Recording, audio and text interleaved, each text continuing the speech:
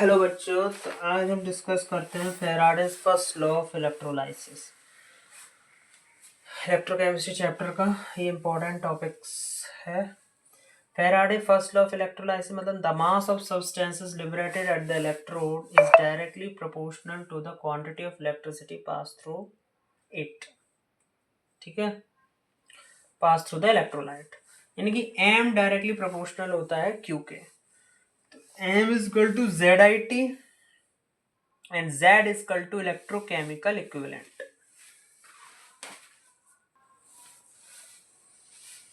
M is equal to and Z is equal to electrochemical equivalent.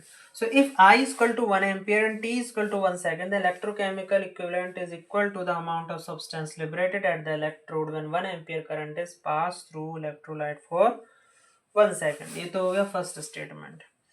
यदि 1 ampere current और जो 1 second में पास हो रहा है किससे, इलेक्ट्रोलाइट से, तो जो मास होता है वो किसके, इलेक्ट्रोकेमिकल इक्विवेलेंट के इक्वल होता है। यानी कि इलेक्ट्रोकेमिकल इक्विवेलेंट मास के इक्वल हो जाता है यदि करंट और टाइम दोनों ही 1 एम्पियर और 1 सेकेंड हम लें। तो ये हो गया फेराडे का first law of electrolysis. Second law of electrolysis क्या कहता है, when same quantity of electricity is passed through different electrolyte connected in series, then the masses of substance liberated at the electrode are in the ratio of their chemical equivalent. यदि same quantity of electricity pass की जाती है different electrolyte जो series में connected हैं, इस तरह से जैसे like this structure I have drawn on here, तो क्या कह रहा है, then the mass of substance liberated at the electrode are in the ratio of their chemical equivalent. यानी कि मास ऑफ कॉपर है, ये मास ऑफ सिल्वर है। सपोज करो दो हाफ सेल्स हैं, एक में सिल्वर नाइट्रेट है, एक में कॉपर सल्फेट है, पॉजिटिव नेगेटिव नेगेटिव पॉजिटिव इस तरह से कनेक्टेड है ये वायर से। तो mass of copper upon mass of silver जो होगा, कॉपर का मास और सिल्वर का mass equal to chemical equivalent mass of copper upon chemical equivalent mass of silver, यानी कि उसके प्रोपोर्शनल होता है। Mass of substance liberated at electrode is proportional to the chemical equivalent mass of that electrode. ठीक है, तो ये proportional होता है और इसी रेशियो में होता है। तो सिंपल आप ये दो लॉ हैं, इंपॉर्टेंट हैं, इन पे बेस्ड न्यूमेरिकल आ जाते हैं। तो अब बात करते हैं इन पर बेस्ड न्यूमेरिकल्स की। ओके, तो ये न्यूमेरिकल है इस पे बेस्ड, इनको इस तरह से करेंगे कुछ। A solution of copper sulfate is electrolyte for 10 minutes with a current of 1.5 ampere. What is the mass of copper deposited at the cathode? तो कॉपर डिपॉजिट, अब total charge 1 mole is equal to charge deposit by copper, deposit by copper. तो copper द्वारा कितना charge deposit होगा, Cu2 positive में break होता है, Cu2 positive यानी कि 2 into 96,500 just like that. Okay, Cu2 positive ही तो होता है इस पे चार्ज, यदि ये डिसोसिएट होता है तो लगभग Cu2 पॉजिटिव यानी 2 इलेक्ट्रॉन लूज करेगा ये, तो 2 इंटू 96,500 एंड 2 इलेक्ट्रॉन्स का ट्रांसफरेंस है, माइग्रेशन है चार्जेस में। तो ये हो गया लगभग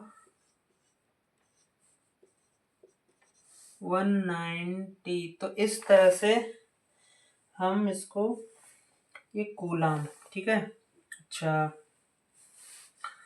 तो यहाँ पर कह रहा है और टाइम दे रखा है 10 मिनट्स, कितना, 10 मिनट्स। तो 10 मिनट में कितना चार्ज असाइन होगा,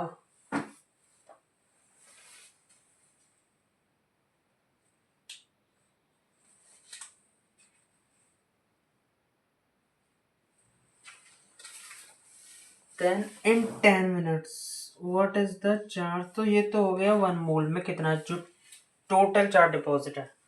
अब इन 10 minutes the current of 1.5 ampere, what is the mass of copper deposited at the cathode. तो और जो सॉल्यूशन में दे रखा है 10 मिनट में कितने एम्पियर करंट, तो इसका चार्ज कितना होगा, Q बराबर, ये तो हो गया चार्ज डिपॉजिट बाय कॉपर इन 1 मोल। अच्छा, और टोटल चार्ज कितना है, Q बराबर IT। अब I की वैल्यू कितनी है यहाँ पर 1.5 इंटू टी की वैल्यू दे रखी है 10 मिनट्स, तो मिनट्स को सेकंड में कन्वर्ट कर लेंगे 60 का मल्टीप्लाई करके, तो 1.5 इंटू 600, तो ये लगभग आ गया 900। ठीक है। तो 900, ठीक है, एक पॉइंट हटेगा तो ये इस तरह से हट जाएगा, तो ये हो गया चार्ज। अब चार्ज यदि इतना हो गया तो तो अब हमको मास निकालना है इसका कि what is the mass of copper deposit at the cathode. तो मास ऑफ कॉपर कितना होगा, मास of copper deposit at cathode, उसके लिए हम ये करेंगे कि गिवन मास जो होता है 63 ग्राम पर मोल होता है इसका, और into 900 upon 2 into total mass होता है ये जो हमने निकाला है 2 इंटू 96,500, ये जो 1 मोल में इतना है, और ये गिवन है वो 63 है इंटू 900। तो इसको सॉल्व करेंगे जब हम, तो वैल्यू आएगी 0.2938 ग्राम। तो इसकी वैल्यू आएगी 0.2938 ग्राम। इस तरह से आप इसे इजीली कैलकुलेट कर सकते हैं। Mass of copper deposit at cathode equal to given mass जो होता है उसमें टोटल जो चार्ज है उसमें निकालना, जितने एम्पियर करंट उसमें फ्लो हुआ है जितने टाइम में, उसके हिसाब से चार्ज निकाल लेंगे ये, अपॉन 1 मोल ऑफ कॉपर कितना डिपॉजिट करता है उतना चार्ज। तो इस तरह से सॉल्व करेंगे तो टोटल आंसर आ जाएगा। यदि यहाँ पर नंबर ऑफ इलेक्ट्रॉन्स पूछता आपसे, तो नंबर ऑफ इलेक्ट्रॉन्स में यहाँ पर क्या करते हैं, एक तो ये उस पर्टिकुलर सॉल्यूशन के लिए जो गिवन कंडीशन होती है उसका चार्ज आता है, और यहाँ पे नंबर ऑफ इलेक्ट्रॉन्स का मल्टीप्लाई हो जाता, यानी कि एवोगैड्रो नंबर का मल्टीप्लाई कर लेते हैं हम और फिर सॉल्व करते हैं, तो वहां पे नंबर ऑफ इलेक्ट्रॉन्स आ जाते हैं। ऐसे ही एक तो इस टाइप का क्वेश्चन और एक इस टाइप का क्वेश्चन, ये दोनों ही एग्जाम में आए हुए हैं और एग्जाम में आते रहते हैं अक्सर इनमें से एक क्वेश्चन। तो ये भी एक क्वेश्चन इसी टाइप का है कि जैसे यहाँ पर charge deposited in 1 mole equal to कितना चार्ज डिपॉजिट है इसका है टोटल मेटेलिक वायर है, तो इसमें तो नहीं दे रखा लेकिन टोटल चार्ज निकालते हैं पहले इसका। तो Q बराबर IT होता है, Q बराबर IT, I की वैल्यू 0.5 इंटू टी की वैल्यू 2 गुणा 2 इंटू 60 इंटू 60, तो ये लगभग हो गया 0.5 इंटू 7200,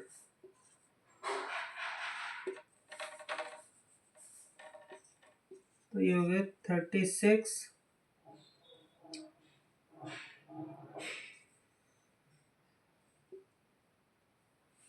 0.5 इंटू 7200 360 कूलम, ये लगभग आ गया आपका 360 कूलम।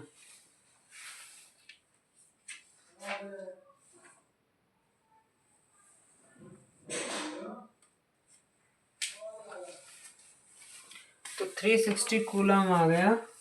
तो यहां से हमको चार्ज तो मिल गया इसका ये, तो how many electron would flow through the wire in this charge, तो नंबर ऑफ इलेक्ट्रॉन्स कितने होंगे, तो number of electrons is equal to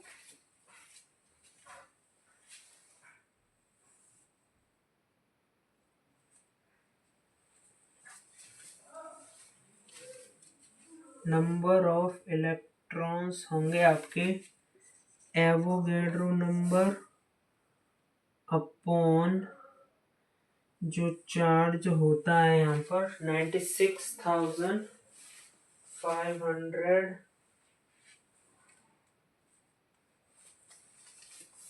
96,500 जो 1 फेरेड में होता है इनटू जो हमने निकाला है इसका 360। तो यहाँ पर आप 6.023 इंटू 10 की पावर 23 अपॉन 96,500 इंटू 360 इसको सॉल्व करेंगे तो आपका लगभग पैटर्न यही है। यदि आप देख सकते हैं प्रीवियस क्वेश्चन में इसमें क्या था 63/2 इक्विवेलेंट मास निकालते हैं एक तरह से, ये वही चीज है।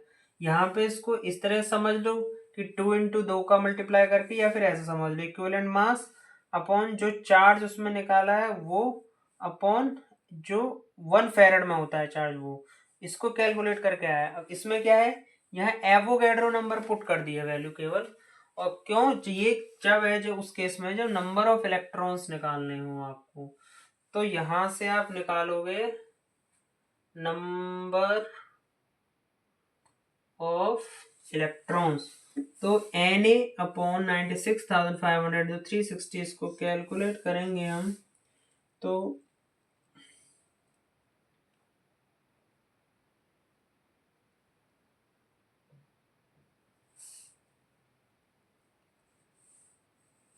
इसको कैलकुलेट करके जो आंसर आएगा, मैथमेटिकली काफी लंबी कैलकुलेशन है, आप खुद सॉल्व करिए। तो मतलब मैथमेटिकली सॉल्व करना, मल्टीप्लाई करके सिंपल डिवाइड कर देना है इसमें, तो जो सॉल्व करके आएगा वो आंसर आपका आएगा नंबर ऑफ इलेक्ट्रॉन्स। यानी कि यदि मैं यही कहीं सॉल्व करूं 54, तो यदि कर सकते हैं तो पूरा पूरा तो नहीं जाएगा, 9 2 2 2 16, यदि यूनिटरी मेथड से डिवाइड करें तो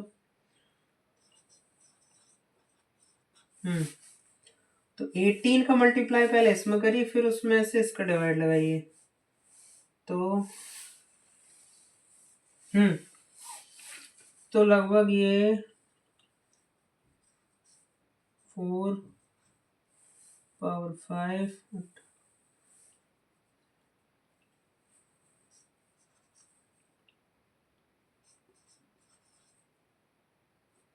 108 पॉइंट समथिंग 4825 इंटू 10 की पावर 23, इसका इसमें डिवाइड करना है आपको।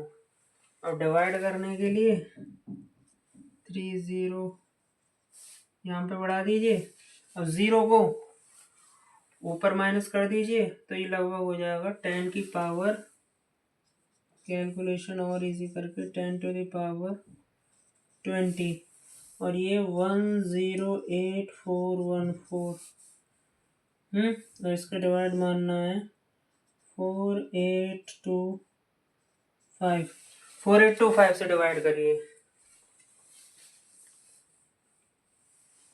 तो ये 2 पॉइंट समथिंग इसका आंसर आ जाएगा। 2 पॉइंट जो भी डिविजिबल में होगा, आपको अप्रोक्स आइडिया बता दिया, तो 2 पॉइंट समथिंग, यानी कि 2 5 से 10 16 96 नहीं 2 पॉइंट नहीं, सॉरी 2 पॉइंट नहीं आएगा इसका, लगभग इसमें डिवाइड करना पड़ेगा आपको 4825 108,414, यानी कि इतने डिजिट तक लेते हैं तो 2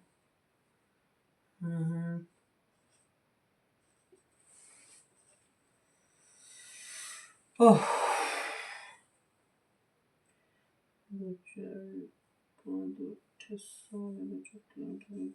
समथिंग, ओ सॉरी ये तो वो 10,000, तो लगभग ये 2 टाइम्स जा सकता है यहाँ तक, ठीक है 1 9 and this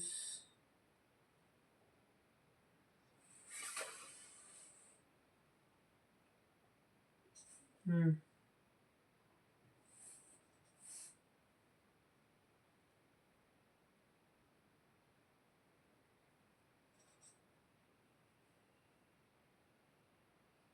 तो 22 पॉइंट समथिंग आपका आंसर इसमें आ जाएगा। और लंबी डिवाइड कैलकुलेशन करेंगे आप तो ये इजीली आपको लगभग 22 पॉइंट समथिंग वैल्यू यहाँ से मिल जानी है। ये फिर से 9650 ये हम्म हम्म जीरो लगाएंगे, पॉइंट बढ़ाएंगे तो लगभग ये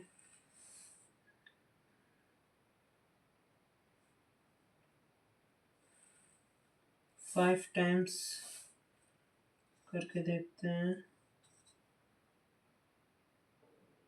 तो 22.5 समथिंग आपका ये आंसर, ये 22 पॉइंट समथिंग आपका आंसर लगभग इससे आ जाना है। तो इसका आंसर आएगा 22.5 सपोज लेट्स 5 के अप्रोक्स इंटू 10 की पावर 20, इतना लगभग आपका आंसर यहाँ, इतने नंबर ऑफ इलेक्ट्रॉन्स यहाँ से मिल जाएंगे। तो ये तरीका इस तरह से आप कैलकुलेशन कर सकते हैं इजीली। कुछ मिस्टेक्स हो तो देख लेना आप, क्योंकि इसमें ये न्यूमेरिकल कैलकुलेशन में सम टाइम मल्टीप्लाई की जल्दी में मिस्टेक हो जाती है। बट आप अभी आपके सामने सॉल्व किया मैंने, सॉल्व करेंगे तो लगभग 22.5 समथिंग के आंसर आपको आंसर मिल जाएगा। तो ये पैटर्न तरीका देखिए कि आपको करना क्या है। एक तरह से कि मास निकालना हो तो उसका मास का मल्टीप्लाई करते हैं, जो चार्ज निकाला है उसमें अपॉन टोटल चार्ज असाइन जो किया गया 1 मोल में।